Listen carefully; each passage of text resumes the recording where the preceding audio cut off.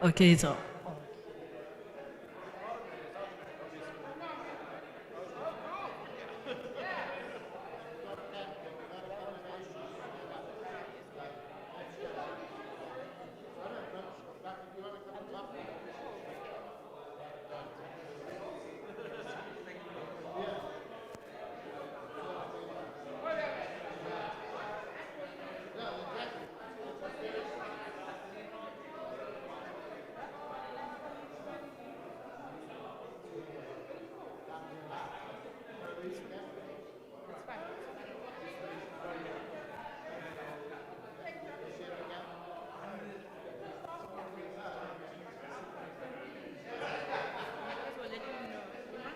Is this mic on?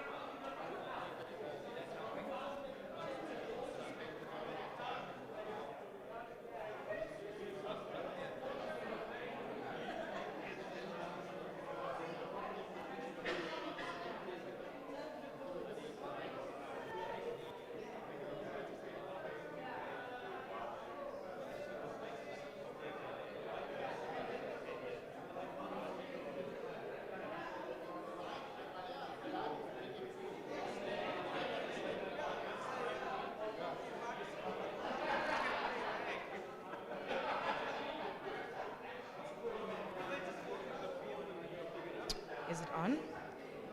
Good evening, everybody. Hello, everybody.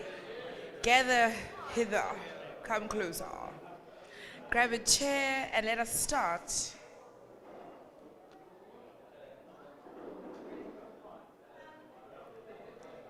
If anyone doesn't have a chair, you can scuttle around and find one, please.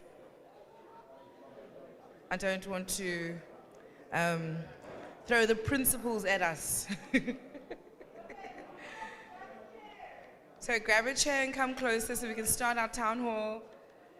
The others that we love so much that are not with us are online. Hi.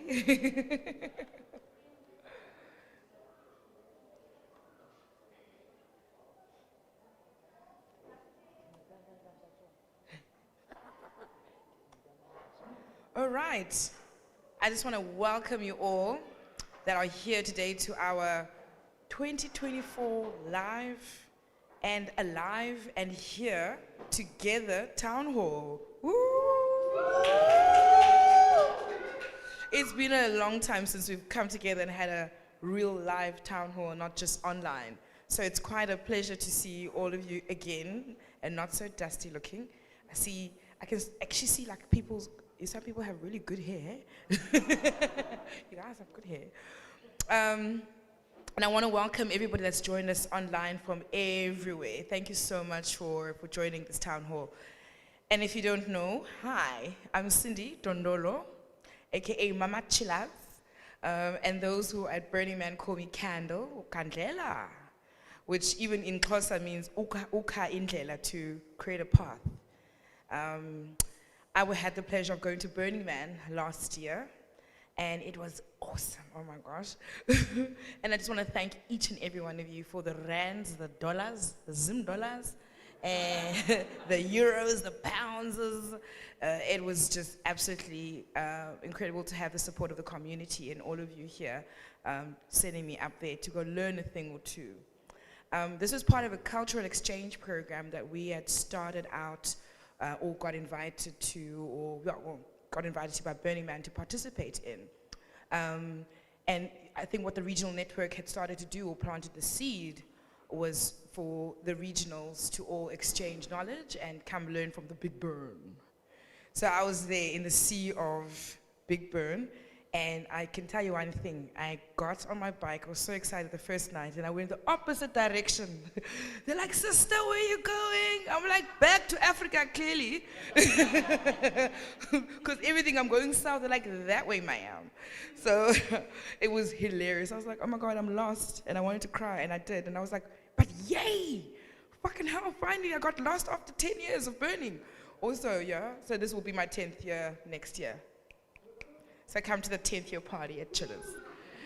And I'd like to introduce a gifted DJ, my good friend, UNK, Ms. Kulati. She'll be going up to the cultural exchange program. She's part of the crew that started Chillers and got Chillers going and vibing with me. And she's been interested in theme camps, and Lexi was obviously one of our portfolio leads here who's running theme camps, our theme camp queen. She actually held hands with her and kind of showed her the ropes of how to run a theme camp. And so I want to thank you, Lexi, for that. And she had the pleasure of running her first theme camp with internationals and everybody. South Africans, lekker gemengsel. It was very nice. And she had leisure and chill. So there was chillers, leisure and chill. And then where we all slept was called deep chill. Okay, so we find us a deep chill, please don't come party. So yeah, and she'll be going up to Burning Man this coming, in what, 12 days, she's going up. Yeah, so thank you so much for your support and helping her out and sending the points and the Zim dollars and the rands and the euros. Please go to our social media, you'll see that it's up there. Her backer buddy is up there. She still needs some more dollars because it's expensive. Yeah. Very expensive. But anyway, it's a blessing. And so she'll be going up, joining Center Camp. She'll also be opening up for Zex Bantwini and Daydream. Yeah. Yeah. And also she'll be working sound for Thievery Corporation. Like, what the hell, guys? I mean, who gives us these gifts? Africa Burn and the community. Oh, it's just awesome. So yeah, I'd like to acknowledge all the portfolio leads and the team that's here. Brainy Pops, Mr. Brian, Radio Free Tankwa is here with us today. We've got Lorraine, our head of cultural development, and our overall kick-ass queen. Love it a bit. We've got, and who else is here? Oh, we've got Marcos. Hello, Marcos, the guy who's running our workshop. We've got Esme, my favorite girl, because she runs the money finance department. Thank you. Money. And then we've got, who was the ice lady, probably still is the ice lady or ice queen, Patsy darling, who's now box office and ticketing, I believe. And who else is here? And of course, Nokobonga, you know, she runs things here. Organizational queen goddess. Who else is here? Sandy? Tortoise? Who's that? Faisal. Oh yeah. No, I was coming to you. I've got something special to say about you. And this guy that's hiding here, Subash. Hi.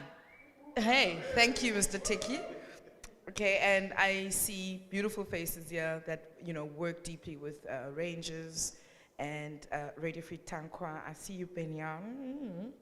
And of course, one of our volunteer, like, ponies, unicorns. Thank you for being here.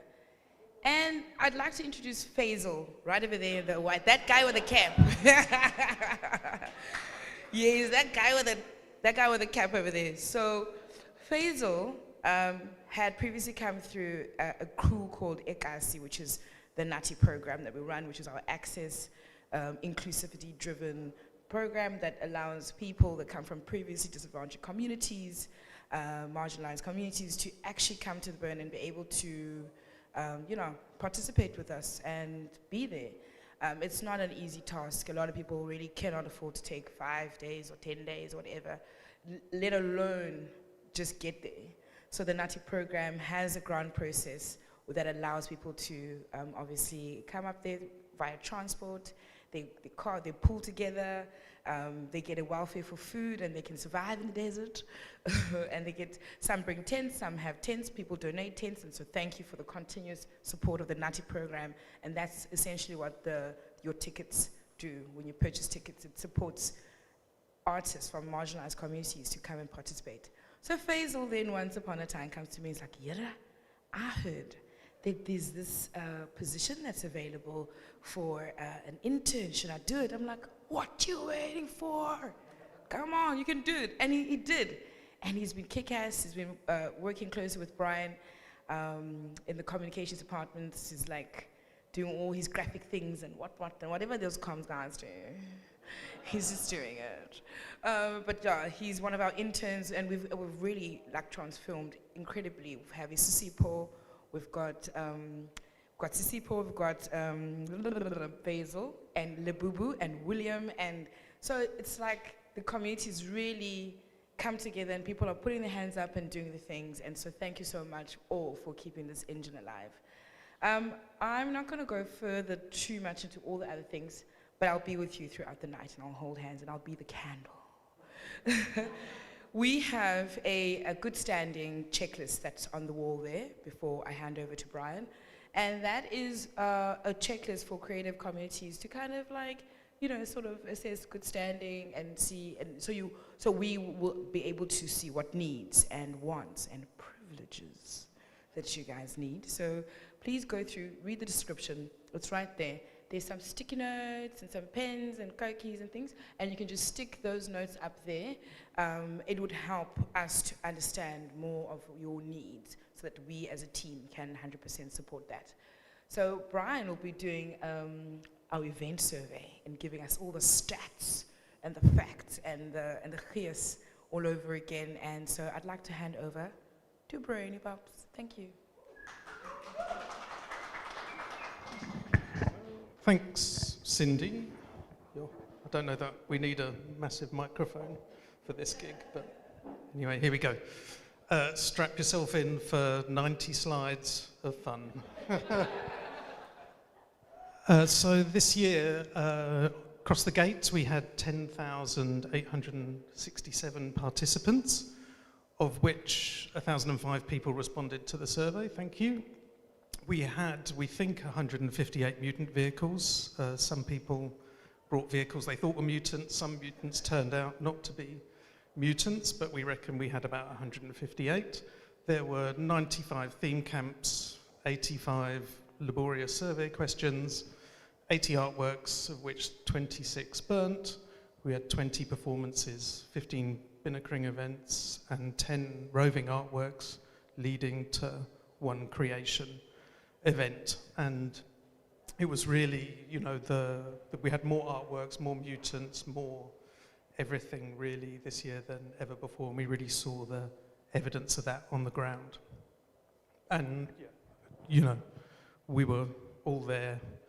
It was a great thing, and just a huge thanks to all the artists and creatives who build and do the things that we then get to see and experience, and the photographers who take all the great images that we share, that we've kind of peppered through this. And yeah, just another amazing, iconic Africa Burn moment that we were all part of. So the first thing we ask is kind of, can we trust the survey that with the information that we're getting back? And yeah, to have kind of confidence in what our community is telling us. We knew we needed about 625 people to take part in the survey, but we had 1,005. So while any data or interpretation is an interpretation and shouldn't be treated as gospel, we feel confident that the feedback we got from the community is the genuine voice of the community, rather than just the voice of a few opinionated individuals like myself. And so, you know, how we use this is really important. So for us as the ops team, the more information, the more feedback we get, the better decisions we can then all make going forward. So it helps us to guide our projects, but also make sure we're delivering the impact that we want to, you know. And we're all kind of artists and creatives, but we also kind of shape the experience for everyone involved as a community.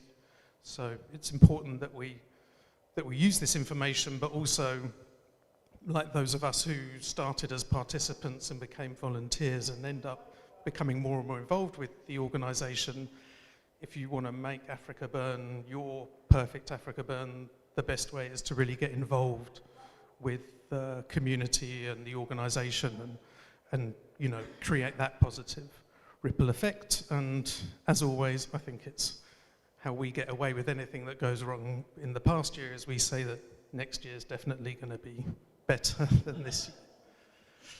Cool. So we've grabbed a few bits of feedback anonymously from the forums, and you know, my greatest pleasure in my role is interfacing with the community after the event, just listening to all the feedback. You know, when you're working in Tankwa Town, you don't necessarily have the perspective of what the event is like for a participant. So it's just an absolute kind of real privilege to be able to read and understand the impact that Africa Burn delivers to the community. And so I won't read through all of these. I'll publish the whole document online tomorrow, and you can read through them. But we obviously cherry-picked all the best feedback that makes us feel good about what we do. But I think it's also really important that the bulk of the feedback we receive is overwhelmingly positive. You know, it's as any individual, you kind of tend to focus on the things that go wrong rather than the things that go right. And you know, creation really was a success based on the feedback that we're seeing from the community. We do get other comments as well, so I thought I'd share a few ones, and we do go through it all in detail. Some people might have had us confused with an event that needed food stalls and garbage bins. Someone else gave us 1 out of 5 stars, and we're maximizing our income towards the paying client. And, you know, I think that really kind of highlights the gaps between what Africa Burn might appear to be and what it really is to those people taking part. So I've cherry-picked the ones that make us look good in this presentation. You know, we do go through all the feedback in detail, whether it's good or bad. Even karaoke should be banned entirely. I know, very sad. Okay, so what we see is that we had about 37% of the people on site were virgins, and that 40% of the people who came in 2023 then came again, and the rest being made up from burners from other years. And what we see is that there's a kind of relatively rapid drop-off, that 60% decide that Africa Burn might not be for them, but then we retain this kind of really lovely, long, loyal fan base. And so people really kind of come again and again. And as much as a tourist mentality would say it's a once-in-a-lifetime experience, I think for a lot of us, it's an annual experience. And we do see that coming through on the survey. Most of the respondents were South Africans, and that's where we really see the bedrock of our community is coming from South Africa. And yeah, all the faces and people that you would see on site. Yeah, some of whom are here. What the actual ticket data said is that we had 60% of our participants from South Africa on site, and about 98 different countries attended. So a real melting pot. I think often there's the perception, oh my God, you know, when will I meet a South African in Tankwa Town? But the truth is that we are still quite a dominant nation within our own event. When we looked at the survey gate data, what was really interesting for us is that there were about 2,000 people on site on Sunday before the event opened, so that's like a fifth of people on site before the gates even opened, which is nuts. And then by Monday, we were half full. In years gone by, it would really kind of peak up towards the Wednesday. Monday was super quiet.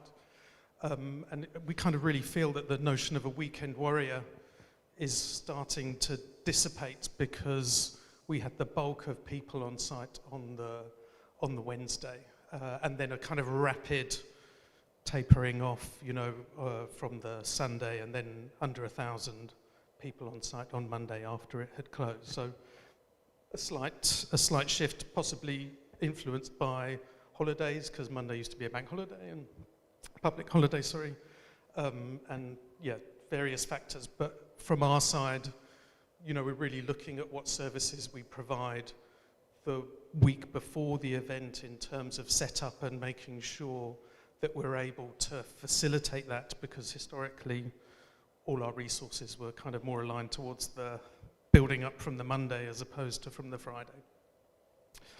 Yeah, again, no comments, just thank you. I felt accepted and loved everywhere we went. It's amazing to have Prometheus back on site, having not seen it for a while. It was just, yeah, a real pleasure. Is English your first language? 60%. From our side, you know, that's often an oversight in the assumption that everyone speaks and thinks and talks the way we do. So we kind of use this to make sure we try and build structures that other resources are available in other languages, and the kind of each one teach one principle goes forwards.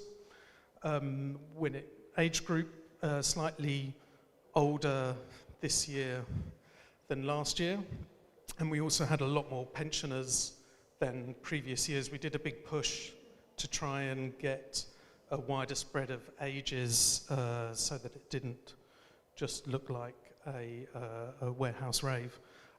So we made a conscious effort as the organising team to try and encourage more families and older and younger people to come through. A few more male respondents in 2023, but a pretty even gender split, so nothing too crazy there.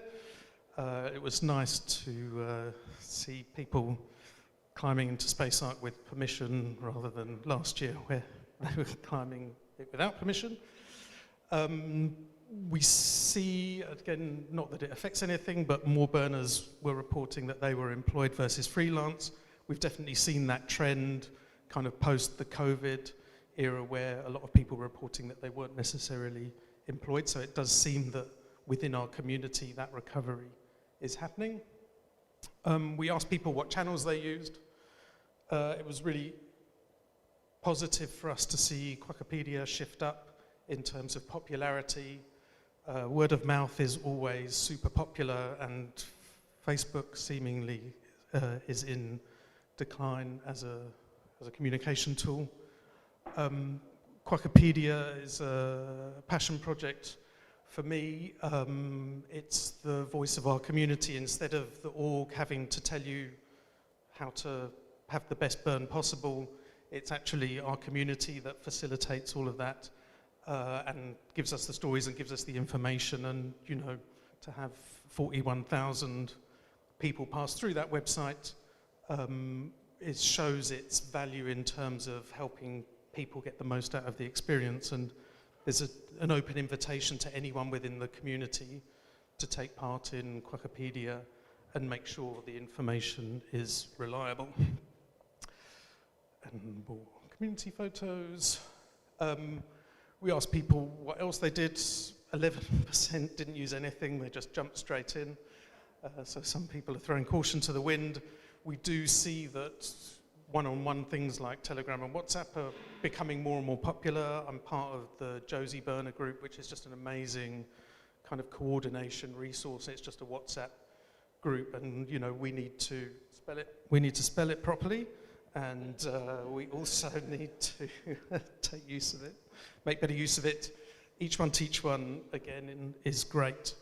You know, as the org team, we often kind of default that we have to try and teach everyone everything before they get to the burn, and it's really important that our community takes ownership of that as well and does the each one teach one as well. Otherwise, it's all going to be very same.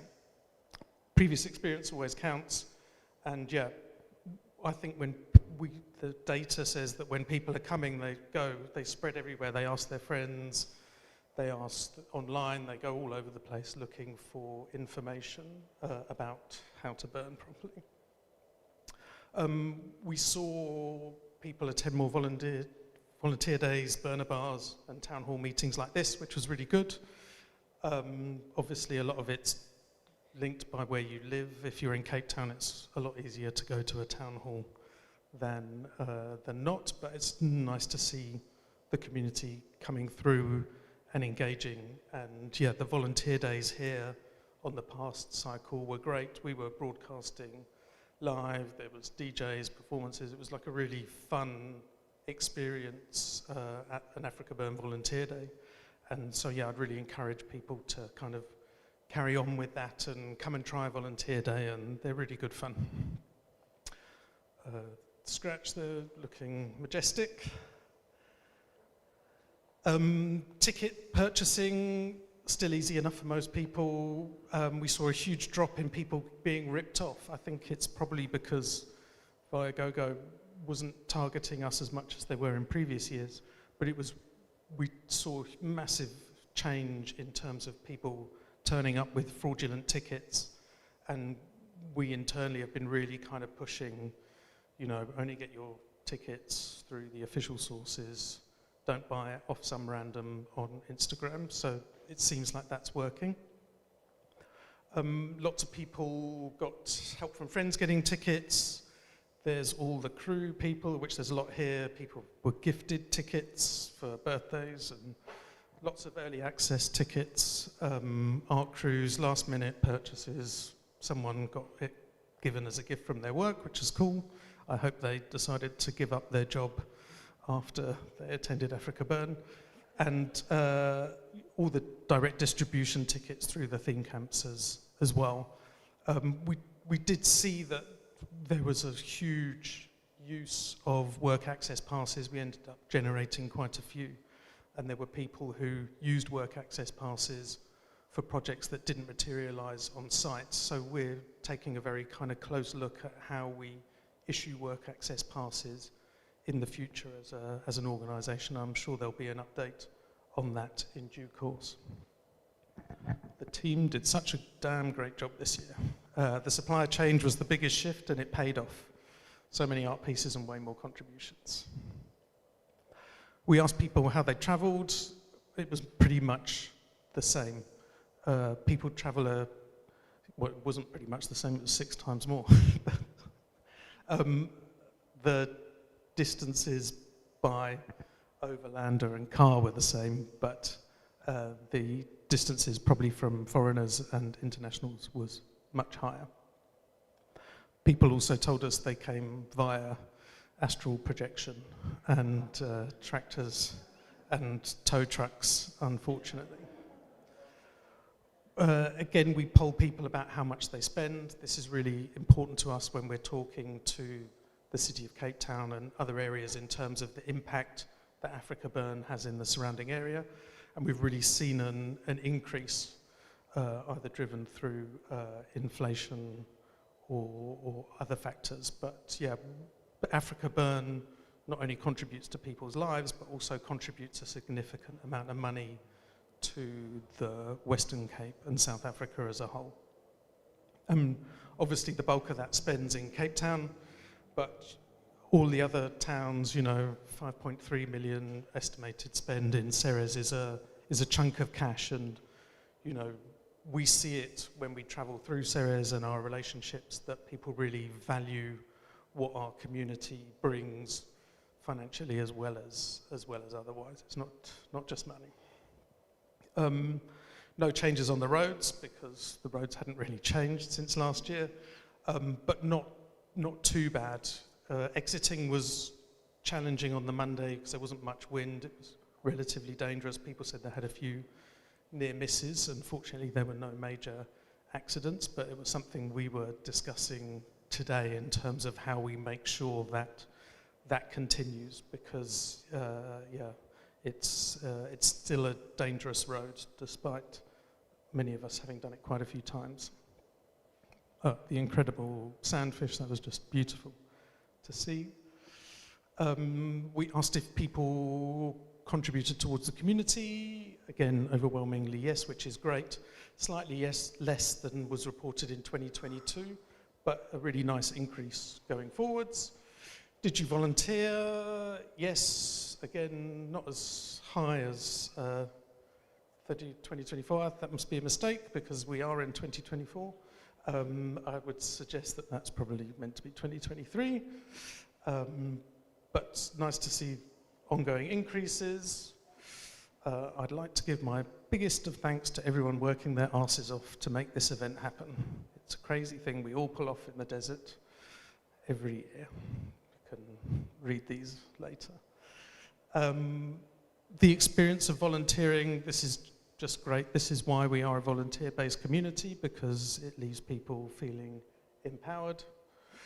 And when we ask people to tell us more, often people would say, oh, it detracted from the time that they wanted to do, and some people are quite unboundaried with their volunteering, but many felt kind of centered and connected and changed, part of a family, not a tourist, all the good and bad things that come with it, MOOP swoops.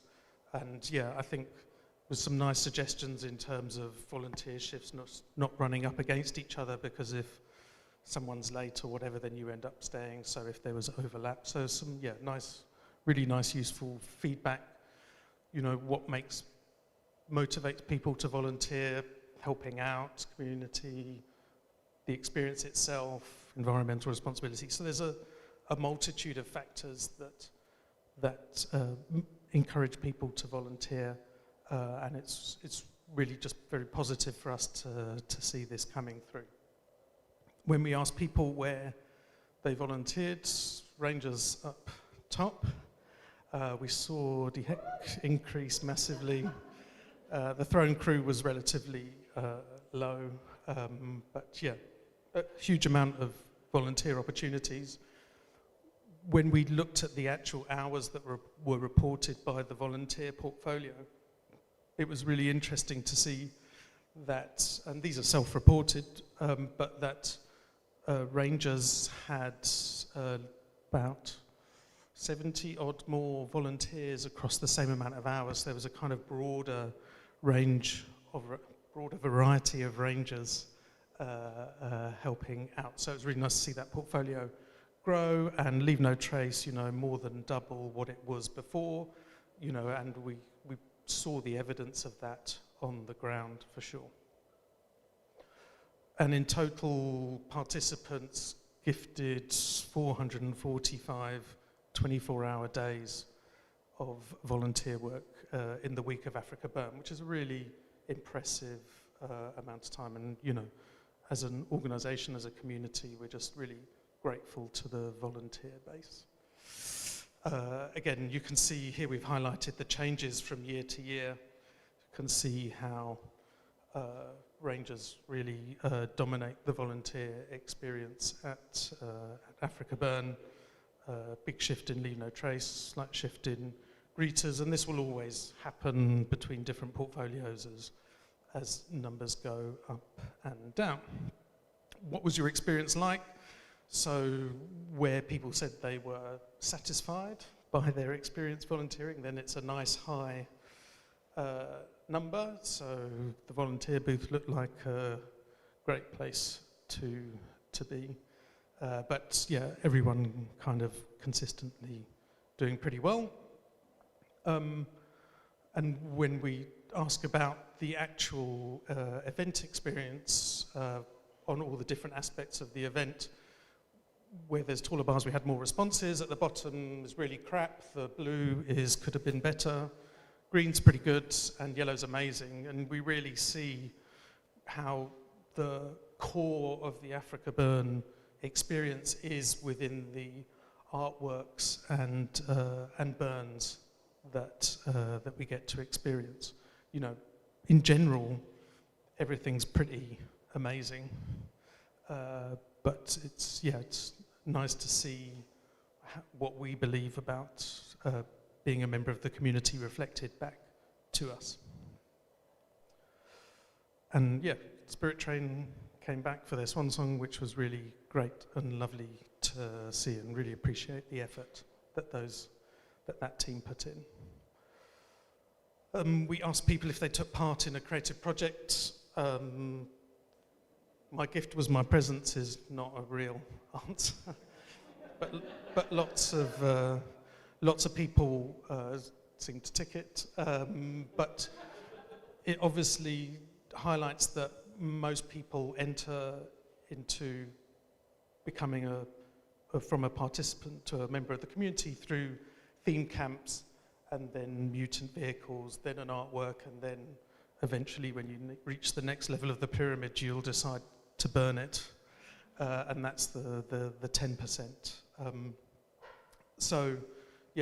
Again, for people coming in, it really seems that theme camps is often the way we start our journey as a member of the community. People did other things outside of the norm, which is really nice to see, all the kind of random things, the storytelling sessions, people setting up all sorts of mobile bars and running sound baths and running a naked run camp and set up tasks, so as much as from an organisational perspective, we like it when people register their projects and then we can help them and support them. It's also still really nice to see that we create the space where random events and pop-up events and people can do what they want and make a decision on the day to do something wild and crazy and follow through with it. So it's really nice to see that balance on the ground. There's Soft Mother, another great piece. Were you part of a camp that offered provisions or support for a fee? Exactly the same as last year, yes. And how much did it cost to join the camp? We added some slightly higher financial categories here, but it was interesting to see that overall the cost of joining a camp had decreased this year compared to 2023. So that's just an interesting observation from our side in terms of how we're trying to work towards plug and play. Here's smokescreen. Gordon helped with the design of the next theme, and he did that lovely map that was outside smokescreen. It's a nice piece of public service. So we asked people if they'd noticed any change with regards to plug and play. 51% observed fewer plug and play camps, or believed they observed fewer plug and play camps. A lot of people talked about the financial barriers for international participants. Lots of people talked about community evers. A lot of people are just uncertain, is a camp plug and play? Just because a camp is nice doesn't mean it's plug and play. You know, you don't have to live in squalor to qualify. But yeah, I think there's always an ongoing debate around it, and as human beings, I think we would always try and find the easiest route to get to what we want rather than the harder route. And unfortunately, plug and play is a very tempting scenario for a lot of people who may not be based in Cape Town or don't necessarily have all the camping kit that they need.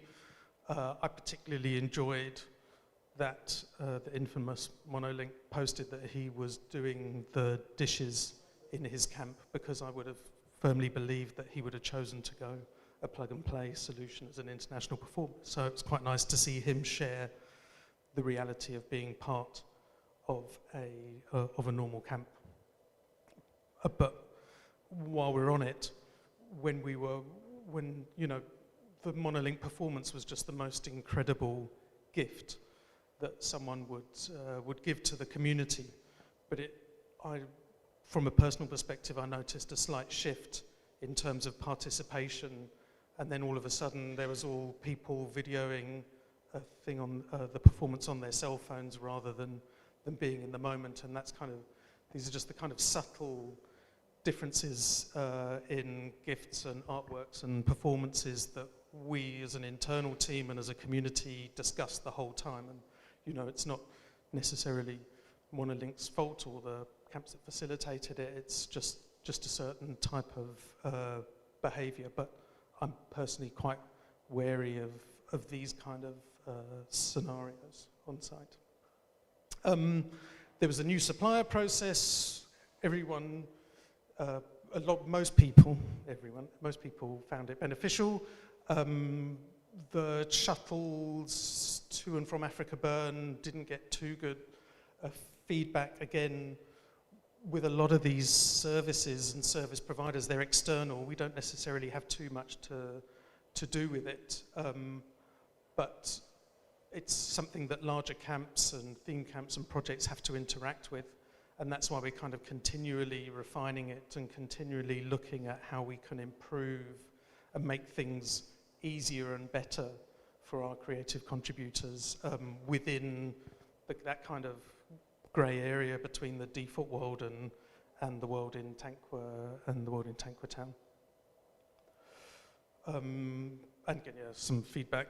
While it was fantastic to have international artists at the event, the release of timetables and by sound camps and mutant vehicles detracted from the true essence of the burn, the magic of wandering and stumbling upon unknown artists, which adds an element of surprise and discovery, seemed diminished. Knowing the schedules caused everyone to converge into tight spaces at specific times, which isn't ideal.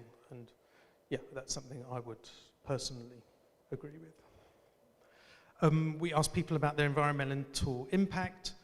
Again, really not a huge change. You know, the supplier policy was a strong conversation point within our community, but the environmental impact of what we do and how we do it, certainly from anecdotal, from my side, seemed to have tapered off a bit in conversations. And I was interested that offsetting, which was like a super popular thing 4 or 5 years ago in terms of paying to have trees planted to compensate for the fuel you burnt, getting to Africa Burn has really dropped off and is not popular as a concept. But yeah, definitely areas we're looking at.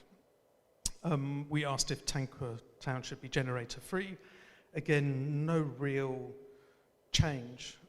You know, internally, as the organisers, it's important that we're seen to lead the charge.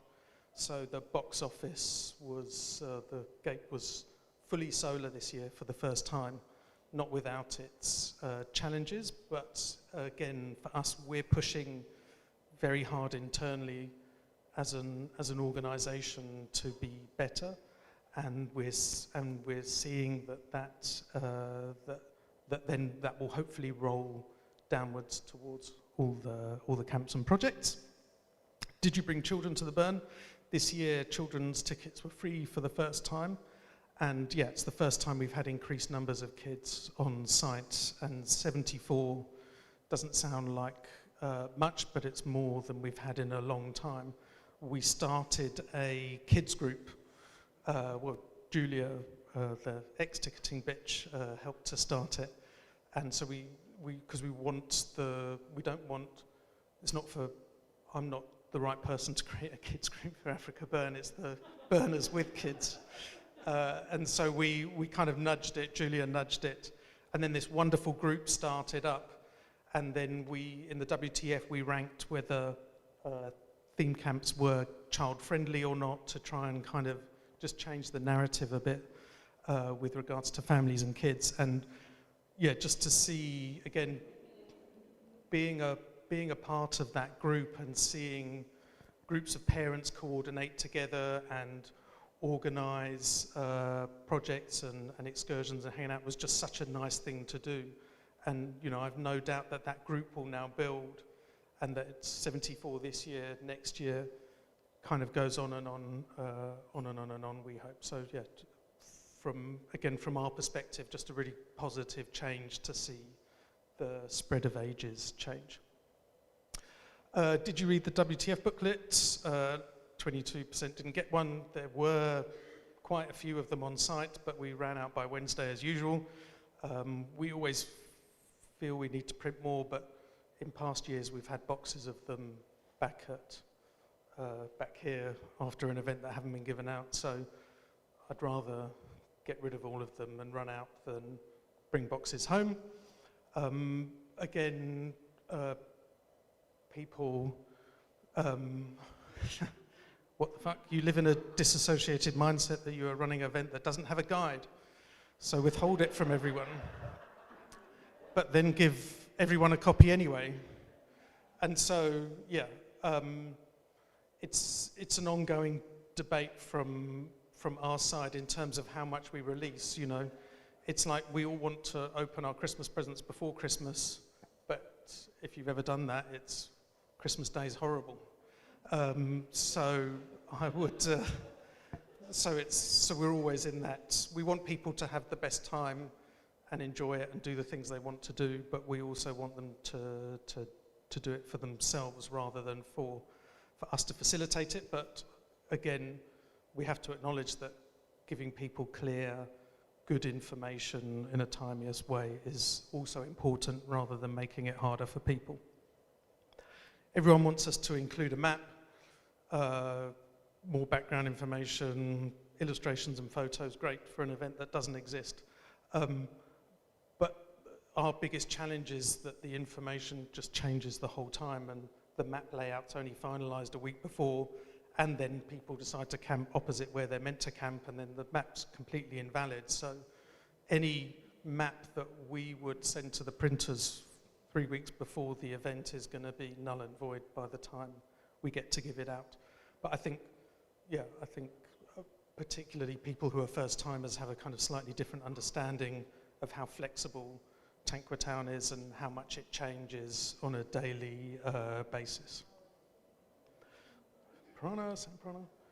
Okay, so again, when it came to overall impressions,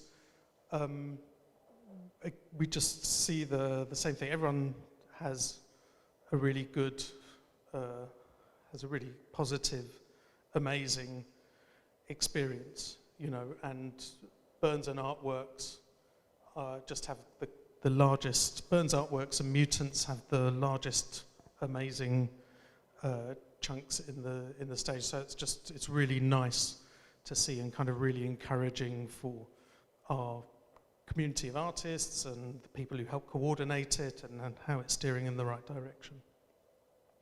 There's the wonderful Radio Free Tankwa. So if you interacted with any of these things, rate your experience. The Throne Crew, still in the top 3. It was interesting that sanctuary and harm reduction, when people interacted with it, it went quite far up in terms of positive experiences, which is really great, particularly when a lot of people interacting with sanctuary aren't necessarily in a great state of mind. So that was really lovely to see. So fascinating that ice sales had a slightly negative swing. And we really felt that the behavior of participants changed as soon as money was being handed over. It became a real service provider relationship. And, you know, Patsy, who was here, I was there at the time, had people saying, well, why don't you do your job properly if there's no ice, not realizing that the ice crew are volunteers. And it's not their job. They're trying to give a gift, and we really only see that happening when money changes hands. Because for someone who's been at Africa Burn when there was no ice, I still think it's the most wonderful gift to have half a bag of ice, let alone none. So it's just that slight perspective shift, and you know, it's something we have to look at in terms of, do we carry on providing it if it's that crap or disruptive, you know, or how do we minimize that interface with default world thinking? Absolute gratitude. Everyone had a good time. Where people had to use service providers, they had a positive experience. That's really nice for us to see that when people do have to make use of medics or event guardians, that they're having a positive experience. Again, you know, I had to attend the hospital for a surprise head injury and needed stitches. I have never received care so quickly. You know, so we get really good feedback with regards to those kind of core, really important services that we provide on site. Oh, great. Mutant. Again, this is almost a red herring question. What did you think of the music? Most people seemed to like it and loved it, or it was okay. You know, 20% of people don't realize that we don't book any artists. So we always say, if you don't like the music that you hear in Tankwa Town, turn off Radio Free Tankwa and then go and then start your own radio station or start your own sound camp, because it really is that open.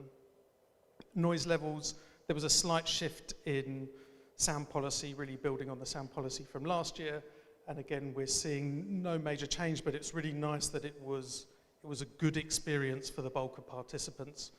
For some of us who were maybe a bit too close to the karaoke camp, they might disagree with that. But again, I think that's where this stuff's really important, because you get really kind of fanatical responses like, oh my God, it was so out of control. The sound was terrible. I didn't get any sleep. I couldn't even sleep in the quiet zone. And they're very vocal about it. But actually, when you look at the response from the broader community, we can see that the sound policy is working and moving in the right direction. And, you know, we're updating it kind of continually, and little tweaks here and there, and going well. Africa Burn has made me a better person, pushing my shyness away so I can be a committed and open person, actively participating and shaping a community towards love. Again, I get to read this stuff for weeks after the event and go through all this stuff, and it's just, yeah, to be part of an organisation that has this kind of impact on people is the greatest pleasure. Tell us more about your experience with music and noises. Again, a lot of this stuff we hear before or kind of know already. You know, variety, inconsiderate behaviour, people want more diverse genres, great, bring it. We want more diverse genres as well. So the door is wide open.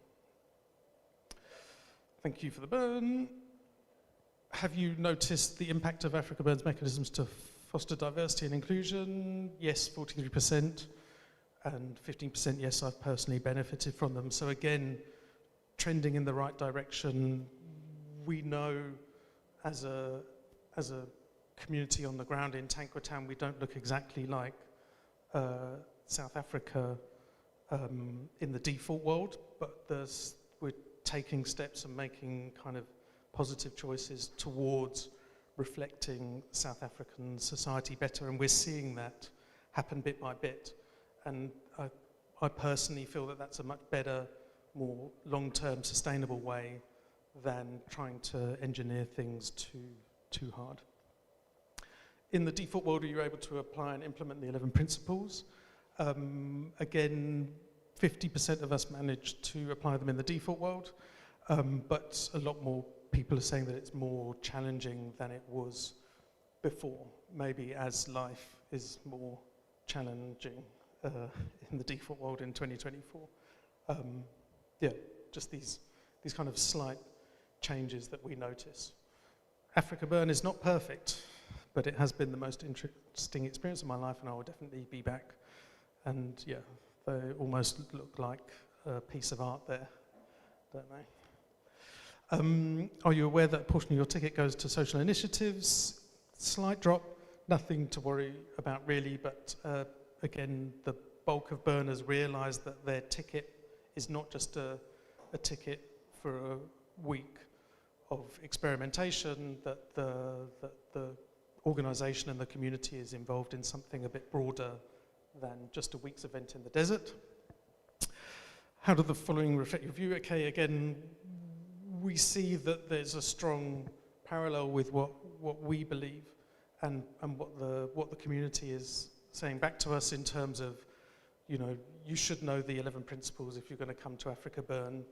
We can't just sell 30,000 tickets because it will be a nightmare. You know, it's interesting, you know, people say it's okay that people don't volunteer, and that's okay. You know, we want people to volunteer and to get that experience, but it's okay if you come and don't volunteer. I know on my first burn, I didn't volunteer. I was just like rolling around in a daze. I couldn't cope with anything else, and it was only on subsequent events. So we have to understand that it's a process for people being a part of our community. Again, people invest huge amounts of time. People see it as year round.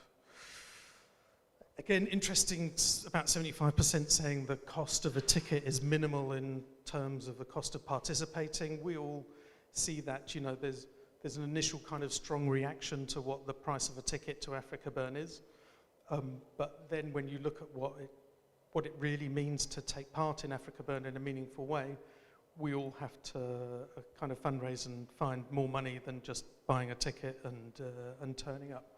But again, a kind of slight general increase across, you know, positively profiling South Africa. People experienced empowering moments.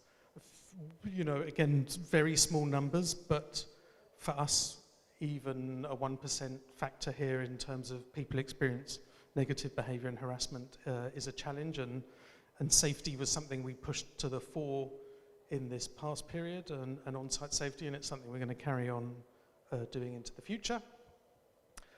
The event challenged me, 39 agreed, 27 strongly agreed. For about 15% of people, they disagreed, so Africa Burn's obviously still too easy. Everyone had loads of fun. 46, or however much that is, lives were changed and transformed. About half of our community defines themselves as burners, almost half part of the community outside the event. But again, really nice to see, you know, that's 86% of people believe that we're doing something worthwhile. The burn was an overwhelming experience of joy and confusion and so many mixed emotions. It was free of judgment, which made it a freeing experience in general. I restored a little of my faith in humanity and changed how I want to approach and accept other people. Again, just great to be a part of that. Was Tankwa Town big enough? We saw a really strong response to the size of the event this year. And so it was really nice to see that, you know, our plans going forwards to try and keep the numbers to similar levels to last year is what our community is asking us for. So it feels that around that 10,000 people is a sweet spot. And thank you to every little cog in the marvellous machine that makes this wonderful dream engine run and grow. Any questions? We answered everything. No, you don't have a question. Yes?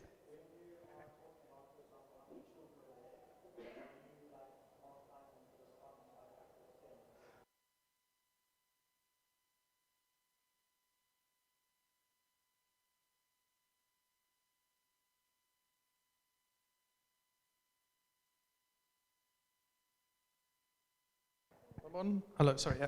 With the kids and the specific ticket stuff, that's data I got from the ticketing people. So it's not there's no interpretation there. That's an actual number, yeah. No, I know what you mean, because some of the data is from the sample set, so there's going to be a variance, but the kids was the exact number who came through the gate at the event, yeah. And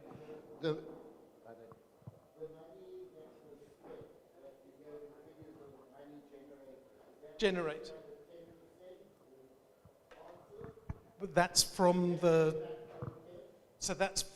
sample set who answered, and then we take all the money that they've reported that they spent, and then we extrapolate that going forward. So Tim, who's cleverer than me, spends about half a day going through that, trying to make it as accurate as we possibly can within the survey data. So, yeah, I mean, I think with anything, there's going to be a degree of, you know, maybe it's not 100 million rand, maybe it's 90 at one extreme or 110, 120 at the other, but we know we're in roughly the right area in terms of how much we contribute, and we know that there's a strong bias towards money that's spent in Cape Town versus Calvinia just by virtue of stuff. So there's no real outliers where we see something we're like, oh, that seems odd that everyone's spending all their money in Toes River, for example. So it all fits in that gradual increase. But yeah, Tim can explain that in better, more eloquently than I can. From online participants, did you make the burn hard again? I don't. So someone asked did we make the burn hard again? I don't know. It's all down to an individual. We joked about making it hard again because we wanted people to not be passive in how they engage with Africa Burn, and it was more of an internal joke than a mandate.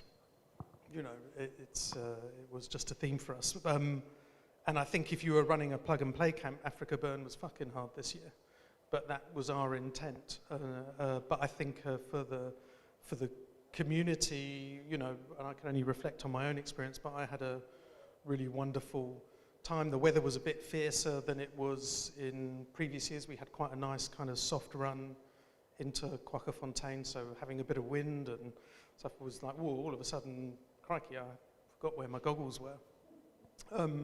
So I believe it was harder in some ways, but hopefully not in a destructive way, in a constructive way. Anything else? No. More comments, really. Any questions? No. Woohoo! Oh, fuck, sorry.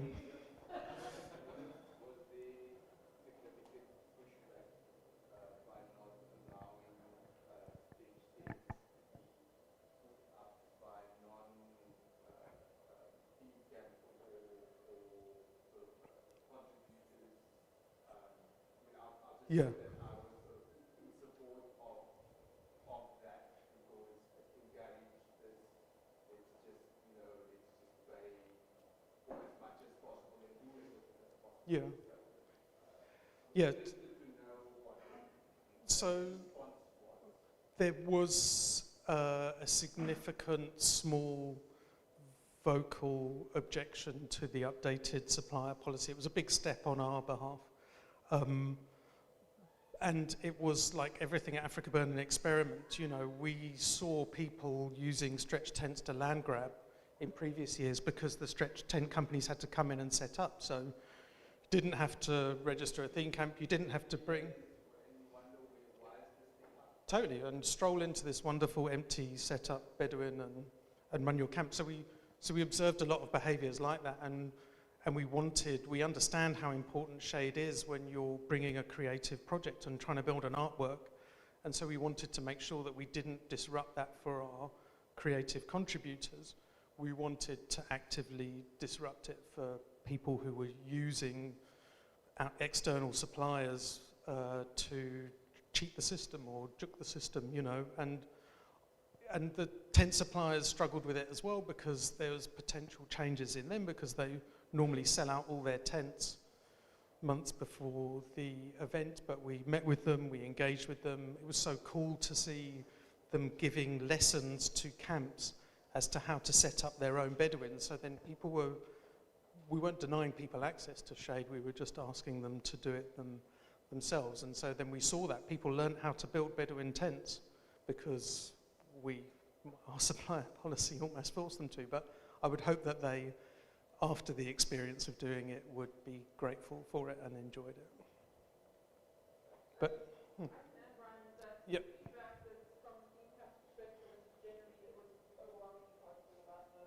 Yeah, I mean, that's what we saw.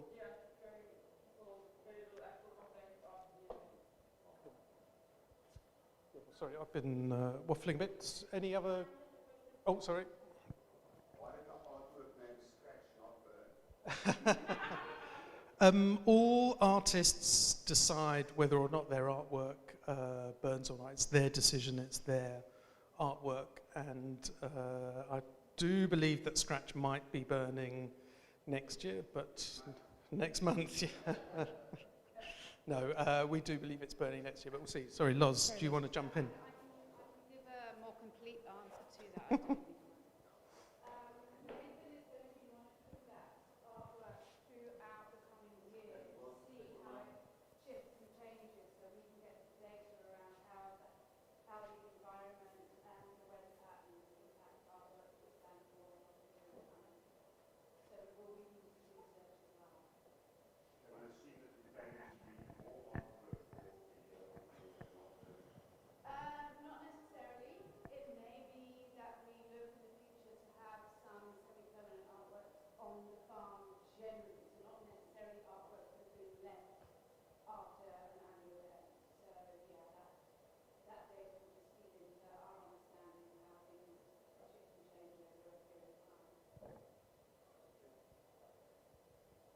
Yes. Let's go. Yes. So Quicket gets the jump on us and sends the first "How was your event?" survey, because that's automated, a lovely automated system, which we will have at some point in the future. But yeah, everyone who's a ticket holder was polled. So this isn't data from people who didn't attend the event. The only way to fill in the survey was if you went to the event.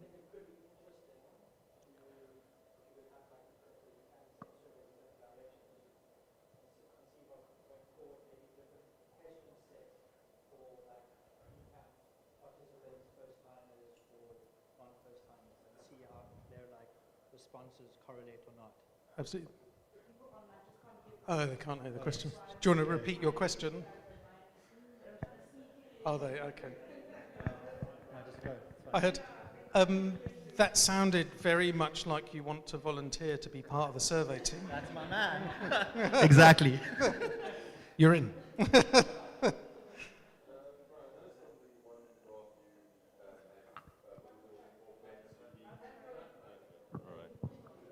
Sorry, yeah. And I just noticed on the graph with which events you've been to, you had a column for first timer, but you also had a column for 2024, which was about 65%. Yeah. So is that just people who ticked the wrong box, basically, then? Or? No, but I think But the gap is, no, it's not 100% because the gap is you might have come in 2021 and then not come 2022, 23, but then come in 2024. That's why there's the, Yeah, but you have a That's why there's a gap. 2024 graph. You have a bar on 2024, yes. which is at like 60%. Right. Well, the first timers Right, then so you have would to add clicked those the- two together depending how someone Okay. ticked the box. Okay. Yeah. You're on the stats team as well then. Any other questions? Oh, Cool, one up here we front. go. And I'm going to have to have you. We're going to have to mic. regulate. Because the people online. No, it's okay. Hi. Hello. Just have a question. With regards to the policies that being put in place, is there ever opportunity for all the artworks and all the creative projects to actually have an input on those policies? Or is it all yeah, from the organization? No, we're definitely bottom up in terms of that. And what we have is we have a number of subcommittees. So there's like ArtCom, CIA, there's a load of different committees that then are comprised of our artists. So there's not a huge amount of ops team. And so then we have these committees that then shape the policies. So we definitely try to reflect what's coming up. So if you're an artist, then you will interact with ISA and the whole art portfolio, and then they do polls and surveys themselves internally after the event if you're an artist, and then they bring that feedback up, and then that then gets implemented into our plans for the cycle going forward, I suppose, is my clumsy way of. And answering. how easy is it to be a part of these committees or become a part of it? I think if you're a member of the community, it's really easy, I would say. Again, you know, it's not that you can just kind of walk in and all of a sudden be dictating the kind of art policy or placement policy, but the doorways are definitely open within the organisations, from kind of volunteer days to art building projects, and so there's lots of opportunities throughout the year to get more involved and kind of work into those circles, but it's very much based on, I suppose, showing up and taking part is, I suppose, how you get into those things, as opposed to firing off an email to Artcom at Africa Burn and then all of a sudden finding yourself in a meeting. And so it's, you know, it's important to us that we really listen to our artists and creative contributors when we're developing how things go forward, you know. And Lexi, with the theme camps, you know, we have to listen really hard, and it's difficult because we all have our own experiences of the burn, but we're very clear about making sure that we listen to our community and act on their instructions, which I suppose this is very much a part of, because yeah, otherwise it's just more, it's not a dictatorship, it's definitely a democracy. All right, thank you so much. Cool. Oh, last one at the back. I'm on the way, sir. Thank you for coming forward. Yes, apparently people can't hear us. They say we're not being loud enough, so. Hello. Fuck that, I could not have, I'm terrified of public speaking. Yeah, Thank me you. too. Okay, quick question. Yes. Why are DPW still a bunch of cunts?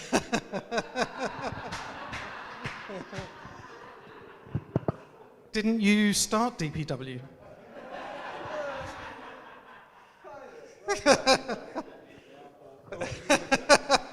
Sorry, okay, talking to the mic.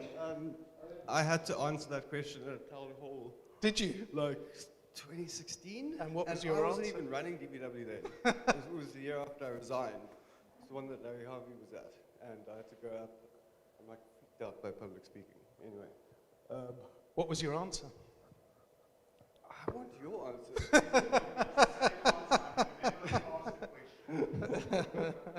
Okay, so that's me done. Okay. I'll take the back, but also just to answer you, please check out that survey, the checklist over there. It's kind of, you know, it informs the kind of questions that you had to ask about Yep. policy, creative participation, etc. So please go ahead and check it out, and your comments. Cool. Okay, there was one question here, one question there, one question here. Allow me, please. Are there more questions? No way. Okay. Hi. I just was, I had a question in terms of the the concerns that Africa Burn has in terms of the carbon putting up the carbon. Okay, yes. Yeah. Wouldn't the simplest thing be to not have an airway? Because I mean, in terms of your data, in terms of the kilometers that are being traveled, there is a difference between aeroplane and. Absolutely. Yeah. So I think the direct question is, wouldn't the simplest first intervention be addressing the issue of private aeroplanes? Yeah, Question mark. I mean, I suppose it's interesting for us because we have a data set now without a runway from when we had a runway nearby. What we're seeing is that participants who like to make use of planes will still probably fly in to Stony or the neighbouring farms and then commute across anyway. So I suppose for us it's more about making sure that people understand the impact of their actions and then act accordingly, rather than, I suppose, denying access. But the point's absolutely valid. But you know, we definitely see that just because we don't have a runway and we're not seeing those planes coming in on Kwaggafontein doesn't mean that those planes aren't flying and the helicopters. So those participants, I think, would really need to understand the impact of their actions. But yeah, absolutely valid point. We have a segue before I come to the next question. Cool. But are those airplane miles not the international flights? Yes. I mean, again, yeah, people flying into Cape Town are burning a huge amount as well, you know, us driving. So we have an impact, and we need to make sure that people are aware of it. And, you know, what was the vehicle pass began as a tool to encourage people to carpool and try and minimize people driving up by themselves, but has evolved beyond that into more of an e-toll, so that we can make sure the roads and infrastructure in Kwaggafontein and our surrounding area that we decimate during the course of the event are safe. So yeah, it's an ongoing process, and something that we're conscious of as an organisation. You know, we could throw this thing in Cape Town Stadium and then no one has to drive anywhere, but then you're too close to the default world to disconnect. So there's lots of subtleties within it that I think we're always considering, but I think the most important thing with Africa Burn is that people understand that they're in control and they're making those decisions as to whether they want to fly by themselves on a private jet or jump in a bus and come across as well. Oh, okay, we're going to have to zip through these, please. I don't have a question. I just want to say that this week Herman van Wyk passed away. Yes, yeah, we were all very sad. He was an Africa Burn warrior, and I think we should just take a moment to thank him for his contribution. Absolutely. Yeah. For those that don't know, yeah, Herman van Wyk passed away. A massive part of our community. We were discussing it earlier today.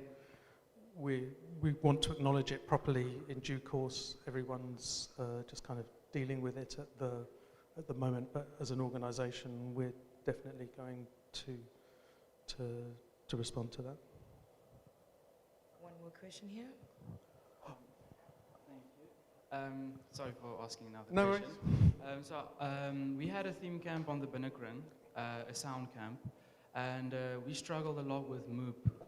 Every night we packed, we got like between 5 and 7 bags of MOOP. It's a logistical nightmare because we had a very big trailer. We were 100 people in the camp, so that's already a lot of MOOP, and you can never really plan for that amount. Is there in any way help from the organization side with that? Because at the end of the day, it's the community just leaving, and we have signs up, and we have MOOP police, and we have people with whistles, and to try and bring awareness towards people leaving the stuff there, but that's not enough, and we really struggle with that. Cool. You can respond just now. We know it's a problem. My good friend Travis Lyle, who I groomed for his job, they had a thing when they were running sound camps. They would, as the tune was building up and peaking, and everyone's ready for the bass to drop, they'd kill the sound and tell everyone to pick up all their shit on the dance floor. Otherwise, they're not gonna carry on playing. And that was very effective as a measure on the ground, because it was quite a jarring experience, because the temptation is, as a sound camp, I don't want to disappoint anyone that's having a great time, and so I won't interrupt their experience in lieu of the 11 principles. So, there are things that can be done and interventions that can be done, but, again, valid feedback. We're not running anything that's deposited on site, whether it's given to you or given to us, still has to be taken off site. So in many ways, the problem would just be pushed further up the hill. But that doesn't mean that there's not space for innovation and change in those areas when it comes to MOOP. But as a collective of sound camps, it's always historically been an issue and a frustrating one, because that's what happens in the dark. You wouldn't see people doing that in the day at Burning Mail necessarily, but we're a day camp at RFT, and we have inordinate amounts of shit deposited in our camp, and we don't operate at night, but for some reason we become a trash site at night, and we have to come in the morning and tidy up and stuff, and we've just built our team around facilitating that, and we just hope that by educating people that it becomes less and less. But yeah, it is a challenge. Sorry, Lexi. Yeah, I was just going to say that while we're literally never going to have a garbage collector picking up the MOOP in the morning, there is definitely plans in place, or sort of ideas being worked around with camps and with projects around MOOP, recycling, etc. I can't make any promises now because it's only August. But yeah, watch the space. I think we'll see some thing. Oh yeah, and then I'll just... Sorry? Sorry, I was just... Nope. Cindy asked me to just give a bit of an explanation of what's happening in the ops team over the past few weeks, which is a way to sort of assess the standing of a creative project, and that's obviously not so that we can punish people, but it's really something to be used to determine things like access to privileges like storage, etc. How did the camp or artwork or a mutant vehicle perform last year? And then when we're having that question next year, what, how did they do? So these are the criteria that we've worked on together, and we would really love like some community input. Do you think it's fair? Have we asked too many questions? Is it overly harsh? Is it too lenient? But yeah, that's a good place to start. Great. Okay, so thanks to everyone. Thanks for coming. Thanks for all your questions. If you've got 5 minutes, we've got Streetopia coming up. Okay. How do you want me?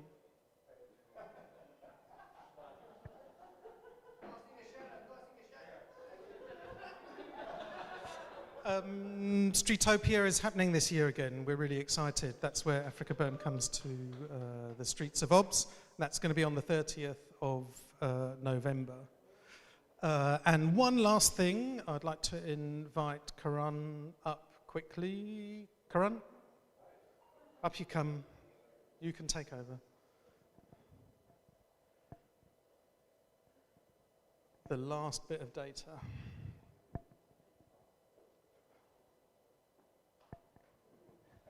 Thanks, Brian. Hi, everyone. If you don't know me, I'm Karan, net positive, leave no trace. And we are launching our MOOP map tonight.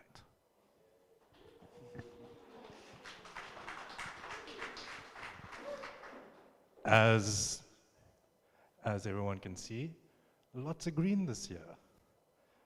I wouldn't be lying if it wasn't like that. A lot of our theme camps, a lot of our contributors, artists, very, very mindful over the space. As, yeah, everyone is very respectful, made our job so much easier. And the major shift, which was interesting, is that we can see free camping was kind of worse. And that shows how we can evolve and set different levels of education for our free camping and hopefully getting our artists and contributors also involved in that space a bit more. But the main thing is, thank you to everyone. It was clean, it was easy, it made things much easier for everyone. And we really appreciate that.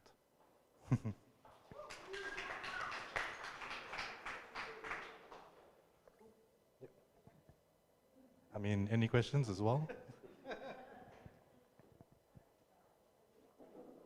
Away. Thank you, everyone. Thank you. Yeah, I'm quite happy, eh? Because for once I'm not in the dwang. Yeah! I was running a tight ship. Yeah, no, we created songs around picking up MOOP. Tati MOOP, yako. Hamba, name MOOP. You know, we did what we could. So you just have to be innovative. One of the things that you had spoken about also was that Devin, I think, had asked about stretch tents and things like that, and stretchies, and you know. When I went to Burning Man, a lot of the people, there's not a lot of stretch tents. People are thinking about different ways to put up shading. And it's literally like green shading poles.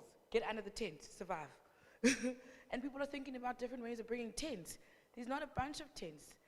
People are building hexayurts, which is like these little panels that so look it up, what's this thing?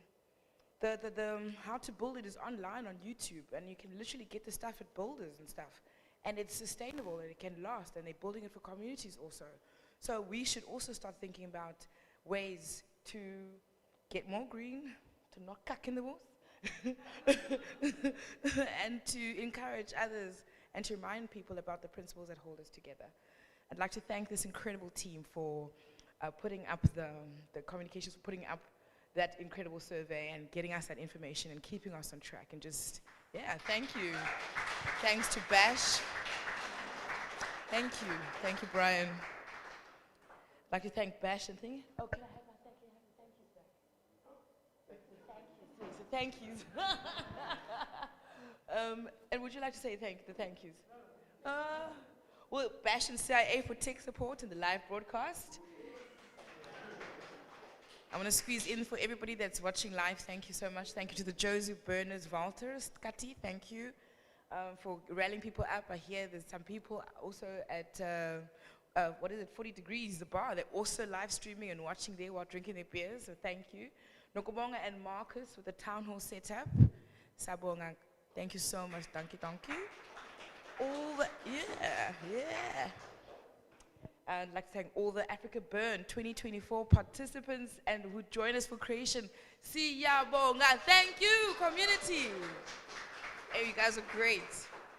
Yeah, and the people that took the time to fill the survey, the Tim Doyle for his number crunching abilities, and all the photographers who shared their amazing images. And the artists and the creatives who made this awesome, made it awesome for photographers and everything. Whoops, English is going, eh? The entire operations team for creating the best Africa Burn ever. Woo. The members and directors of Africa Burn for their continued support. You guys have sleepless nights and you make hard decisions, and that's not overlooked. And it's not always, it's like people get confused about decision making and things like that, but like, I promise you, the directors and the members, they sit tirelessly night after night thinking about the best possible outcome. And no matter how hard it is, we all must love and heal and find a way and just move forward. And I just want to thank them for the best that they do. Western Cape government, thank you for the government. Witzenberg municipalities and SAPs. Yeah, they were pretty rocking this year. I saw them partying on the van. And the Mapula Trust for entrusting us with that beautiful piece of land where we create all this amazing stuff and we come together and love each other. And I thank you all for coming here and sharing with us today. Thank you. Have a good night, y'all. Give the DJ some music, please. DJ!